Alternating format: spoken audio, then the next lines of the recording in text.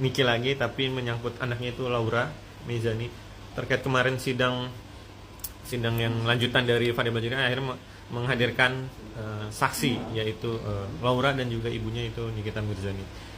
Dan akhirnya Bang, terungkaplah di situ semua Bang, kalau Laura pernah dipaksa aborsi sampai 2 kali ya infonya. Itulah yang membuat Niki Berang kecewa sangat sampai dia bisa memaafkan. Dan akhirnya setelah selesai sidang, Fadel juga meminta maaf, tapi dia tidak bilang minta maaf secara spesifik ya. Dan maaf kepada publik katanya, kalau dia tidak, ya gitu loh, mengakuin kesalahan, tidak. Jadi bisa bilang kayak ada kebohongan publik sama ini Bang. Menurut Abang sendiri, hukuman apa sih Bang kalau bagi seorang yang sudah membohongi publik?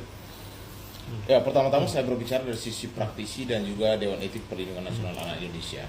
Pertama-tama miris juga ya, kasus kekerasan terhadap anak, persetubuhan terhadap anak, ya kan, itu sangat subur di negeri ini. Kasusnya si Loli ini kan sangat berdampak buat psikis anak-anak di Indonesia. Penegakan hukum itu menurut saya itu hal yang wajar ya, supaya ada efek jerah.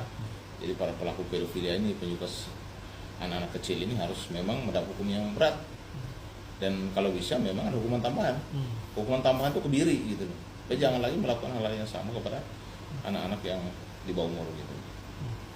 Tapi hukuman kebiri sudah dijalankan Bang selama ini? Sudah dijalan, pernah dijalankan beberapa kali. Itu kalau benar-benar yang benar-benar predator, bisa bilang predator anak ya, atau predator? Jadi memang kalau pelaku pedofilia itu memang hukumannya 15 tahun penjara. Ancaman ya, ditambah hukuman tambahan, hukuman kebiri gitu. Secara medis ya. Berarti Fadil bisa dikenakan hukuman bisa saja tergantung 15 dari tahun perbuatannya dia. Kalau ancaman 15 tahun, dia kan persetubuhan anak di bawah umur.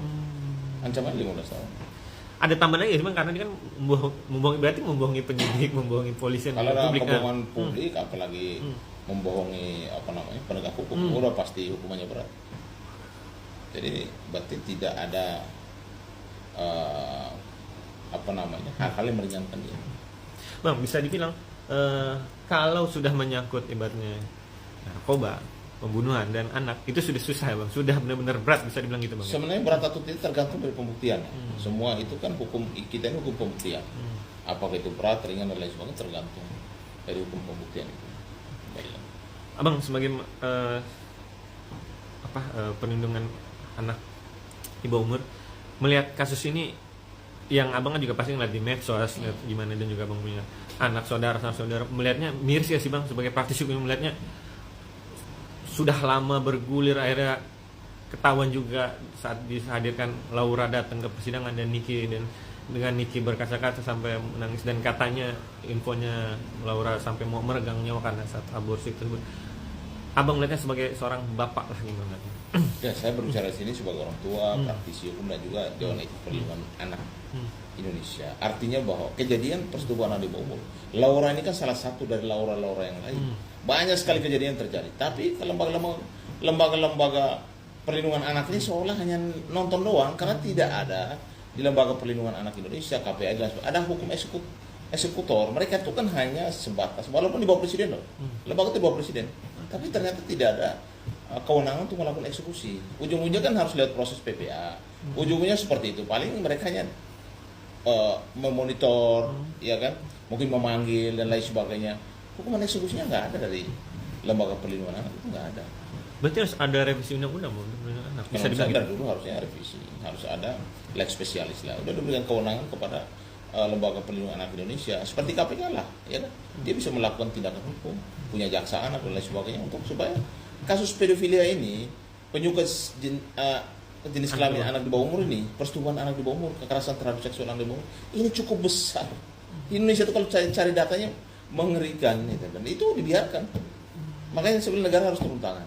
Lembaga Perlindungan Anak harus diberikan kewenangan untuk bisa melakukan eksekusi gitu kan, ya, sampai dia harus melakukan tindakan dari, baik itu lembaga ini harus ada jaksanya, harus ada peradilan anak sendiri dan lain sebagainya. Nah, untuk eksekusi ini itu leg spesialis apa yang abang pengen ditekankan? Ya, kalau menurut saya biar mereka juga bisa membuat efek jerah. Kalau sekarang ini kan lembaga-lembaga kan hanya sekedar sosialisasi, memanggil, memberitahu. memonitor ke kepolisian, ke kejaksaan, itu aja tugasnya, nggak ada yang lain. Spesifiknya apa bang? Eksekusi dia? Ya spesifiknya bisa menangkap, bisa menuntut, bisa juga mengadili. Seperti KPK lah, dia punya jaksa sendiri, punya hakim itu tipikor. Sama juga anak kan, karena ini kan undang-undangnya undang-undang lex spesialis, undang-undang khusus. Gitu. Bang, apa karena ini Niki seorang public figure dan juga si Fadil juga seorang ibaratnya public figure juga lah, akhirnya mencuatlah kasus ini. Yang seperti abang bilang, sebenarnya banyak kasus anak pedofil ini tapi tidak pernah terungkap, bisa dibilang gitu bang? Banyak yang tidak terungkap, banyak dibungkam, apalagi di daerah-daerah saya, daerah timur, yang penuh dengan adat dan kebiasaan artis istiadat. Oh itu melakukan figur, kan kasus-kasus persetubuhan di bawah umur itu kan kekerasan seksual di bawah, bukan orang luar, ini kan dia ada pacar, ya kan, banyak sekali orang dekat, kakak, teman, bahkan bapak kandungnya sendiri, bahkan orang kakeknya dan lain sebagainya. Makanya karena hubungan kekeluargaan, karena adat istiadat banyak yang menutupi itu, tidak mau membawa ke ranah hukum, maka diselesaikan secara kekeluargaan, damai lah apa, tapi psikis korban kan sampai seumur hidup. Bang, selama ini abang melihat gimana bang? Tadi kita bicara psikis korban, bakalan recovery itu susah gak sih? Recovery-nya butuh waktu lama, harus ada psikolog anak yang mendampingi itu. Nah, nyatanya psikolog paling sekali 2 kali pendampingnya sudah selesai. Karena psikolog juga dibayar. Pertanyaannya yang membayar siapa? Gitu. Seperti Niki bilang, Niki capek-capek menyekolahkan Laura ke luar negeri, ke Amerika, tapi malah di ibaratnya dinodai, malah di ya gitulah. Ya, itu yang membuat seorang ibu sebenarnya seorang ibu udah pasti merasakan itu, tapi kan kita lihat bahwa sudah ada penegakan hukum, tersangka sudah ditahan, bahkan sekarang sudah jadi terdakwa. Artinya proses hukum jalan terus, tapi untuk kedepannya supaya tidak terjadi kepada Laura yang lain, ya negara harus hadir, turun tangan. Kalau bisa memberikan kewenangan lebih lah kepada lembaga-lembaga kayak KPAI, ya harus ada eksekusinya. Kalau enggak gimana? Ya paling manggil, monitor, mediasi, itu aja. Nggak ada yang lain, padahal itu lembaga-lembaga di bawah presiden. Makanya saya minta kepada presiden, kepada DPR, udahlah, undang-undangnya kalau bisa direvisi aja. Berikan kewenangan penuh kepada lembaga-lembaga anak untuk melakukan tindakan-tindakan hukum yang memang memberikan efek jerah kepada para pelaku ini. Karena kembali lagi pidana anak, pidana biasa yang harusnya menangani adalah lembaga-lembaga anak yang berkompeten, yang memang tahu persis terkait dengan kejahatan terhadap anak. Siap.